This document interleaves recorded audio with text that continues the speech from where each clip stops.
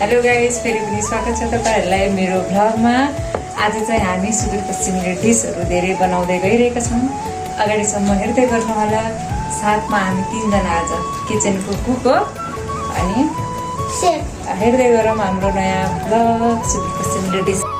आज चाहिँ हामी बटुक यानि कि हाम्रो सुदूरपश्चिमी भाषामा बटका बनाउन जान्न छौं।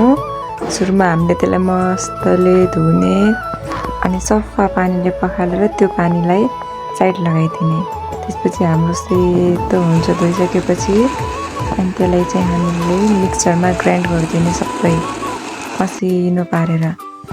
अनि यसरी ग्राइन्ड गरिसकेपछि हामीले त्यसमा सुदूरपश्चिमको मान्छेलाई इम्प्रेस यस्तो हुन्छ त्यसमा हामीले स्वाद अनुसारको नुन मरमसलाहरू, खासमा त यसमा पिसेको नुन हाल्ने हो, तर नपिसेको हुनाले यत्तिकै हाले नि ठिक छ। खासमा त हामीले सिलौटामा पिस्ने हो मासलाई। हामीले चाहिँ अचार बनाउनलाई अचार पनि रेडी गरिसकेका छौँ, सबै चिज काटेर। अनि यहाँ हाम्रो कति बजे आउँछौँ भनेर साँझको 8 बजेतिर पुग्नु भएको छ।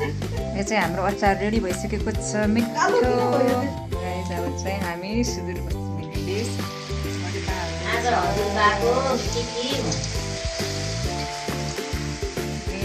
पारेर सुदूरपश्चिमलाई इम्प्रेस गर्नको लागि बटका त हाल्नै पर्यो। यतिको पारेर उहाँ चाहिँ हाम्रो चाहिँ यो अलि पातलो भएको थियो, तर ठिकै भए खाए चाहिँ मिठो थियो है त।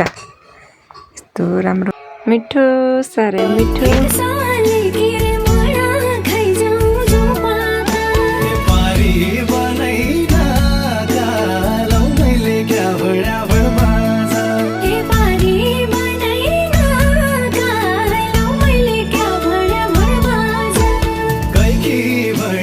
त्यसपछि हामीले छाँच बटको बनाइसकेपछि यसरी सब हुन त अलि पातलो भएको थियो, तर अलि अब तर मिठो भएको थियो है खाँदा चाहिँ। यस्तो अचार बनाइसकेपछि त चाख्नै पर्यो थोरै निकालेर।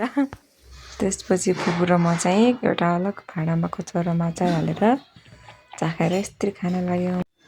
खाना बनाइसकेपछि भिडियो बनाउन चाहिँ बिर्स्यो है त। यस्तो भोक लागिरहेको थियो, त्यही माथि छाँच बटको सबै मिठो भएर यही इन्डिङ गर्दछु।